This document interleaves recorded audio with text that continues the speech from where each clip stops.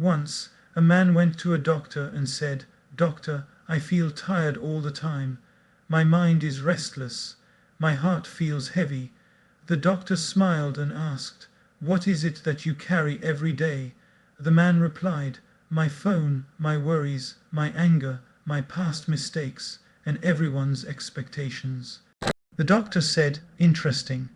You didn't mention your body at all. No wonder it's tired. Life doesn't become heavy because of what we have, it becomes heavy because of what we refuse to let go of." Today, let us talk about what to keep far away if we truly want to live well. From the moment we wake up till the moment we fall asleep, there is a voice that stays with us continuously. It comments on everything we do.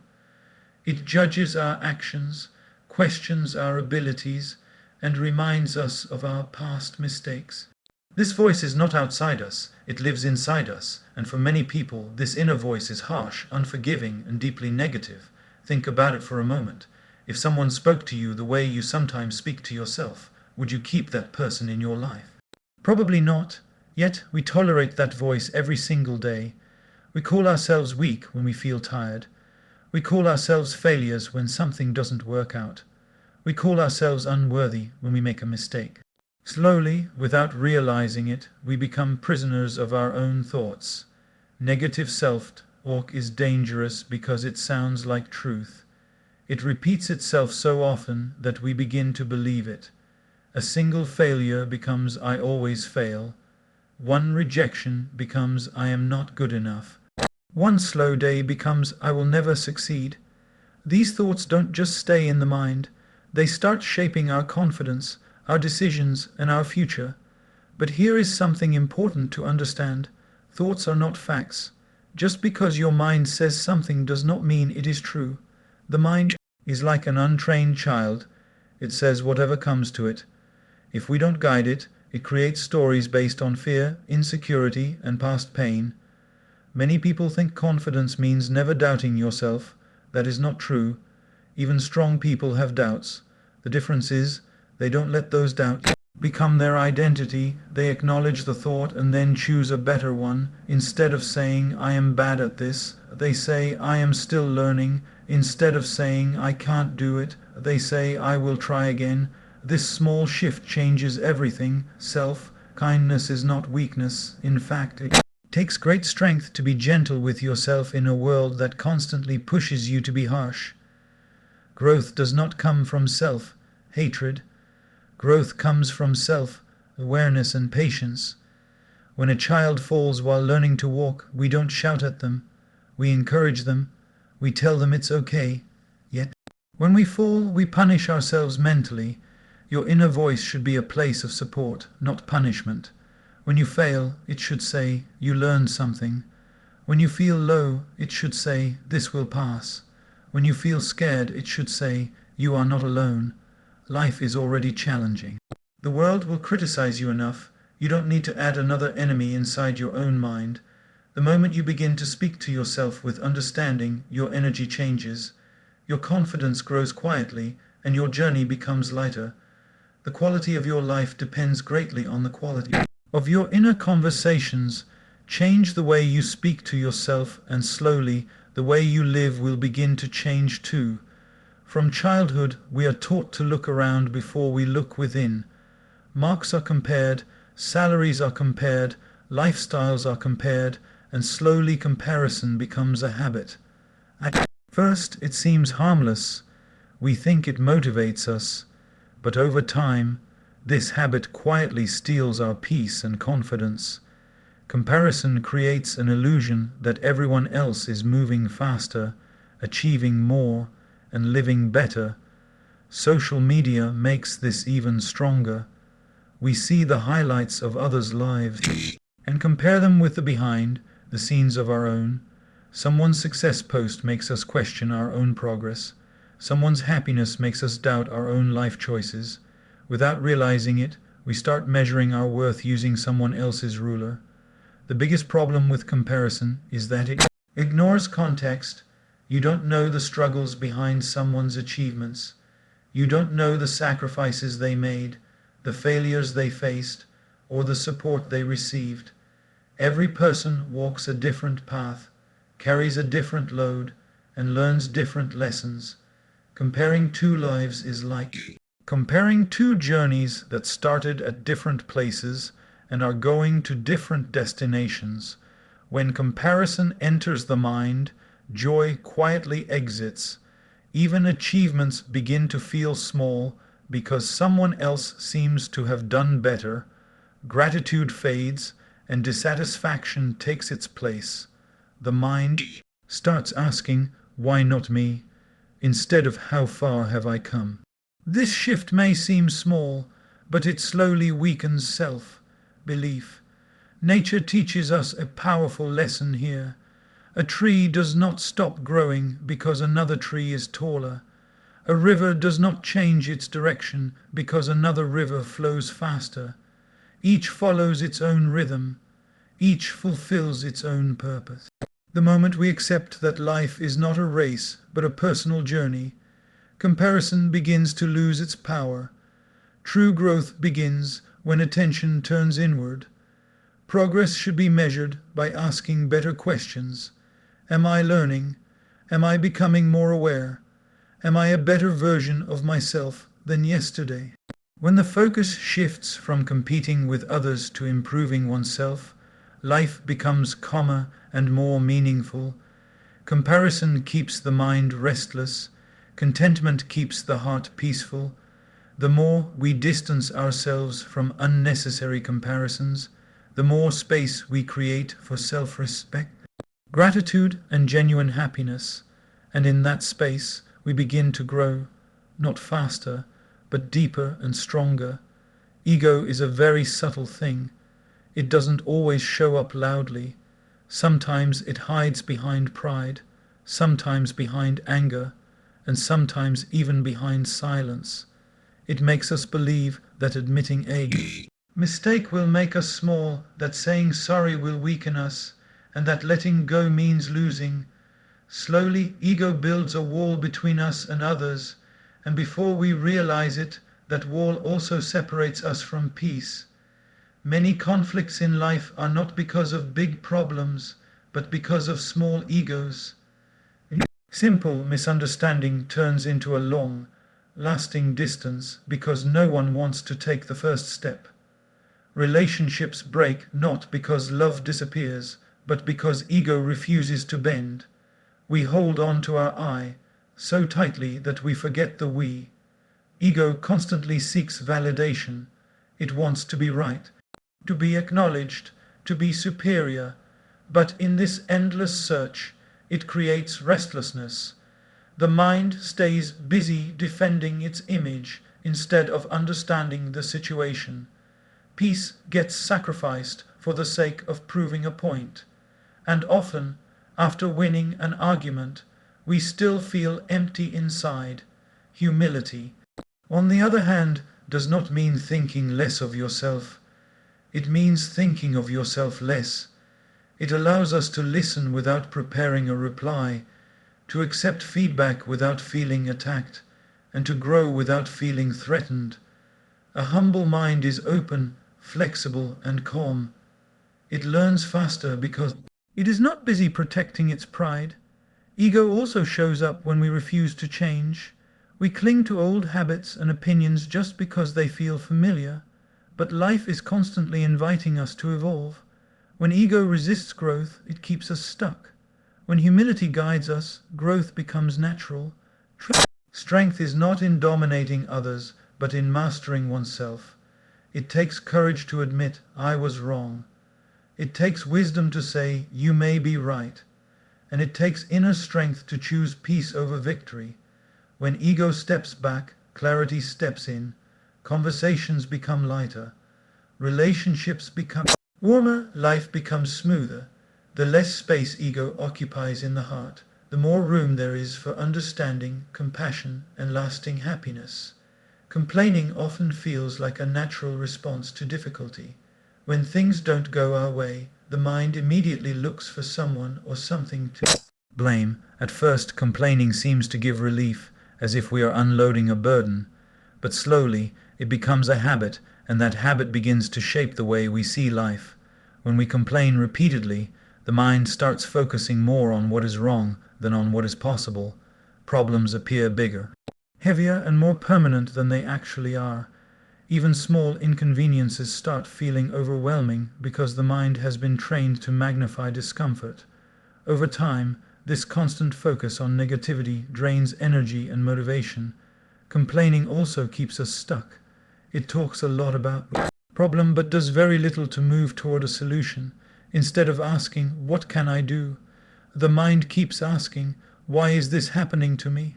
This question creates helplessness.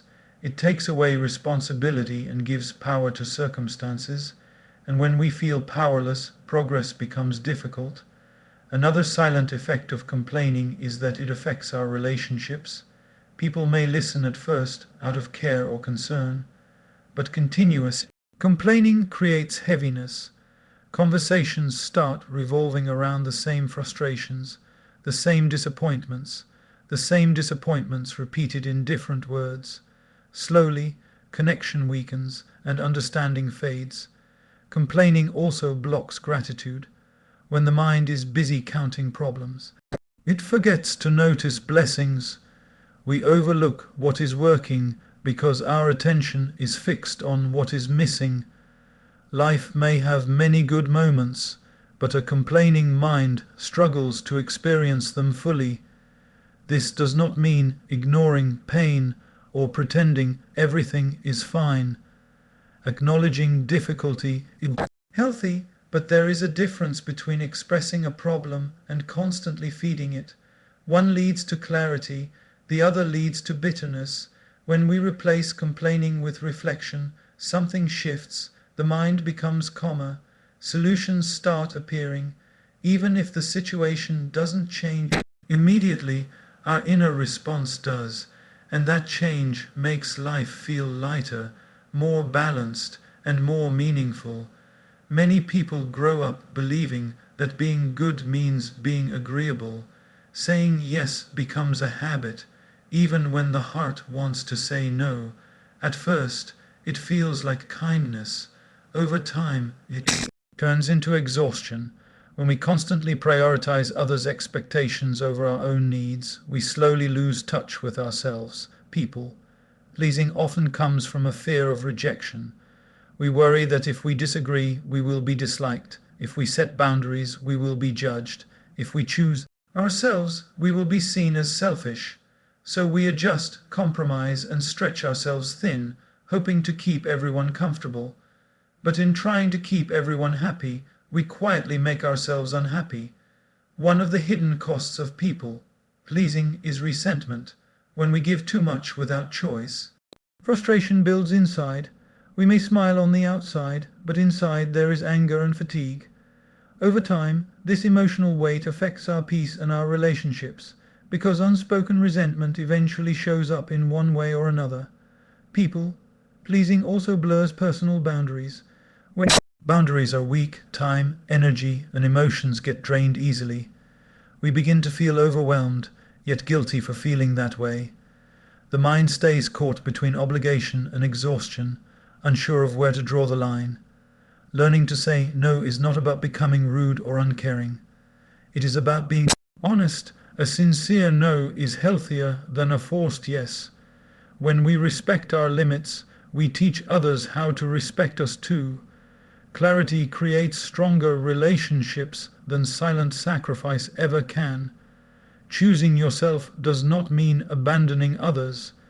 It means understanding that you cannot pour from an empty cup. When you take care of your well-being, you show up more fully, more genuinely, and with less resentment. Life becomes more balanced when decisions come from self-respect rather than fear of disapproval. The past has a strange power over the mind.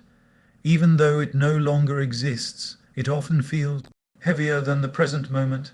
Memories of mistakes, missed opportunities, and wrong decisions replay again and again, as if the mind is trying to change what has already happened. But no amount of thinking can rewrite yesterday, and yet we keep returning there.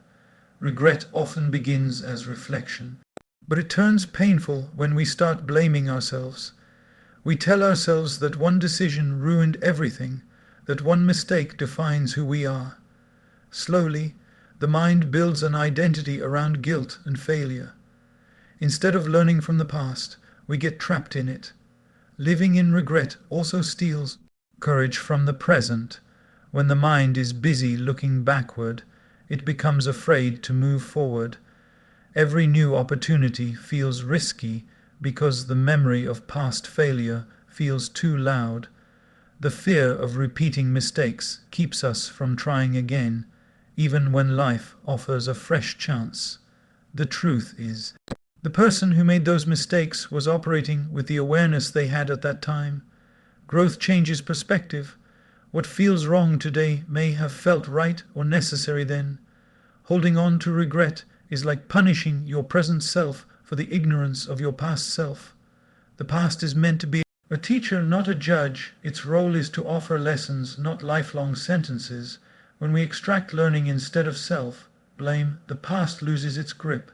It becomes a source of wisdom rather than pain. Letting go does not mean forgetting.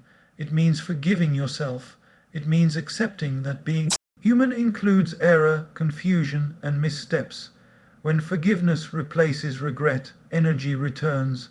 The mind becomes lighter, and the present moment finally gets the attention it deserves. The mind has a habit of running far ahead of reality. It takes a small thought and stretches it into a long chain of worries. One situation leads to 10 imagined outcomes, most of which never actually happen. This constant mental activity feels like problem solving, but in truth, it is often just overthinking. Overthinking creates a false sense of control.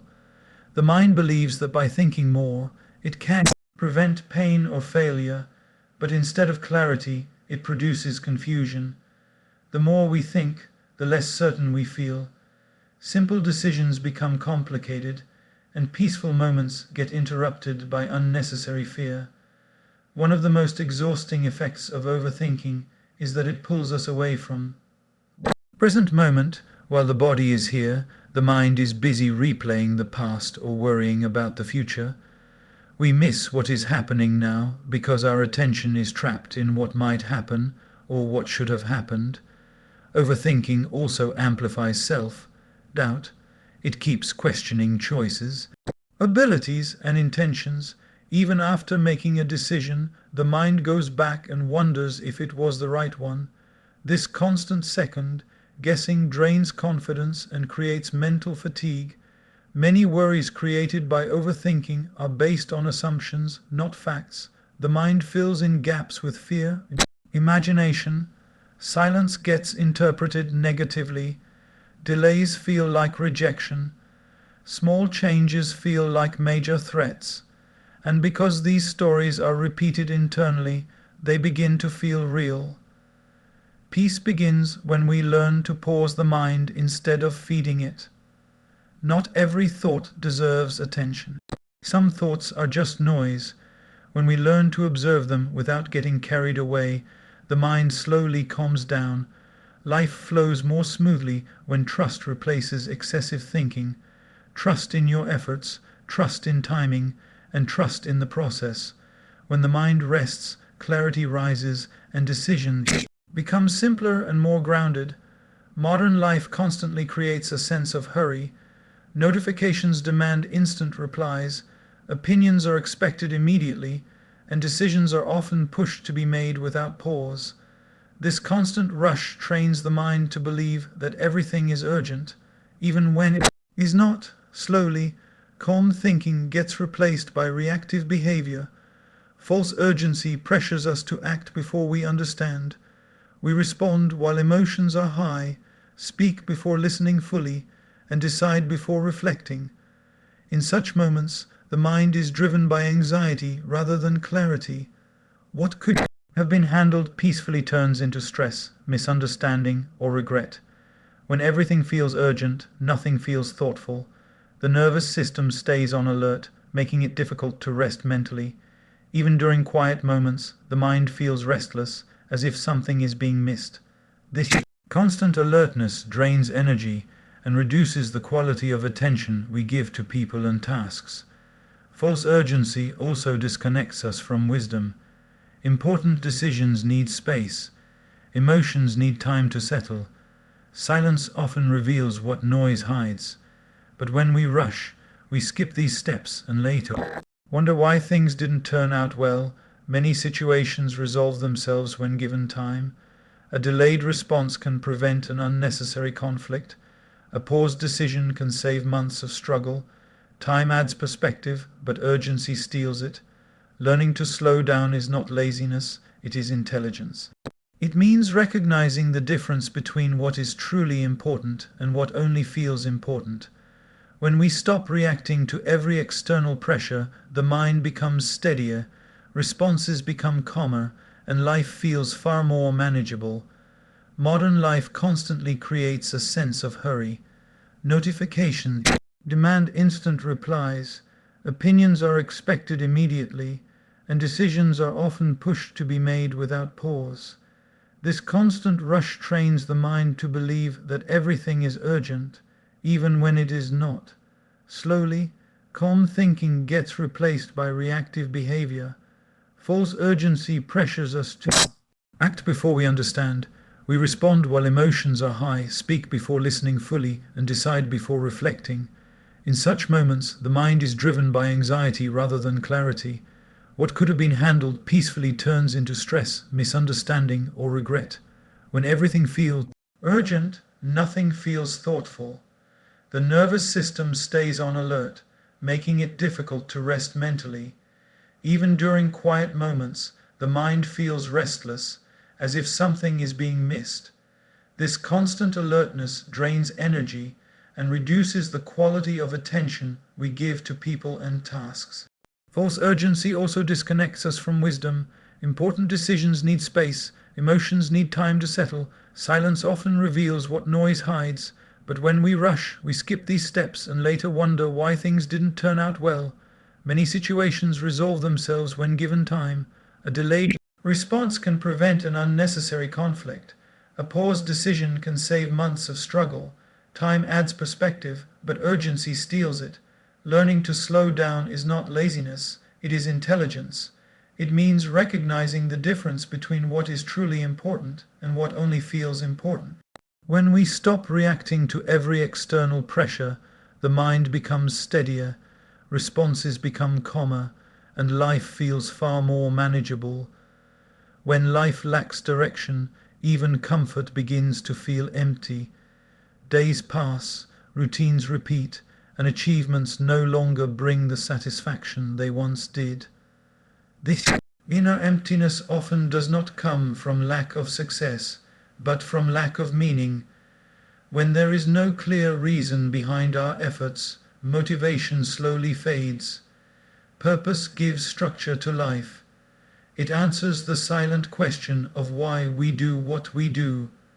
Without it, the mind drifts easily toward distraction and comparison. We start chasing what looks impressive rather than what feels fulfilling. Goals are borrowed from others, and in following them, we move further away from our own inner voice. A life without purpose often feels rushed yet stagnant at the same time. We stay busy, but not fulfilled. Activities fill the schedule, but not the heart. This creates restlessness because the soul longs for alignment, not just productivity. Purpose does not have to be grand or dramatic. It does not require having everything figured out. Often, it begins with small clarity, doing what feels meaningful, contributing where we can, and growing in ways that feel honest. Even simple acts, when guided by intention, bring a deep sense of satisfaction. When purpose is present, challenges feel different. Difficulties no longer feel like punishments, but like part of the journey. Effort feels worthwhile because there is a reason behind it. The mind becomes resilient because it knows what it is moving toward. Living with purpose brings inner stability. External situations may change, but the inner direction remains steady. When actions align with values, life feels lighter, clearer, and more deeply fulfilling. In the rush of daily life, it is easy to forget the one person who is always present, you. Responsibilities increase, expectations grow, and slowly attention shifts outward. We become focused on roles, results, and recognition, while our inner world gets ignored over time. This neglect creates a quiet disconnect from ourselves. Forgetting yourself often begins with ignoring your own needs. Rest feels like a luxury, silence feels uncomfortable, and emotions get pushed aside in the name of productivity. We keep going, telling ourselves we will slow down later. But later rarely comes, and the inner fatigue keeps accumulating. When we lose touch with ourselves, we start living on autopilot. Days blur together, reactions replace responses, and life feels more like survival than experience. Even achievements feel hollow because they are not supported by inner peace or clarity. Staying connected with yourself requires intentional pauses. Moments of reflection help you understand what you are feeling and why. Listening to your inner signals, whether it is exhaustion, joy, or discomfort, creates self-awareness. This awareness is not a distraction from life. It is what makes life balanced. Values play a crucial role in remembering yourself. When actions move away from personal values, discomfort arises. When actions align with them, even difficult tasks feel meaningful. Staying connected to values acts like an inner compass, guiding decisions and maintaining self-respect. Caring for yourself is not an act of indulgence. It is a responsibility. When the inner world is calm and cared for, the outer world feels easier to manage. Remembering yourself brings steadiness, clarity, and a sense of wholeness that no external achievement can replace. Living well is not about controlling everything around us. It is about choosing carefully what we allow to stay close to our mind and heart. When we learn to let go of what drains us, negative thoughts, unnecessary comparisons, ego, constant complaining, people pleasing, regret, overthinking, false urgency, lack of purpose, and neglecting ourselves, life begins to feel lighter. Peace does not come from having a perfect life. It comes from having a clear inner space. When that space is protected, challenges become manageable, relationships become warmer, and decisions become wiser. The journey of life is not meant to be heavy. It is meant to be lived with awareness, balance, and calm strength. When we keep the right things close and the wrong things far away, we don't just survive life. We experience it fully, with clarity in the mind and contentment in the heart.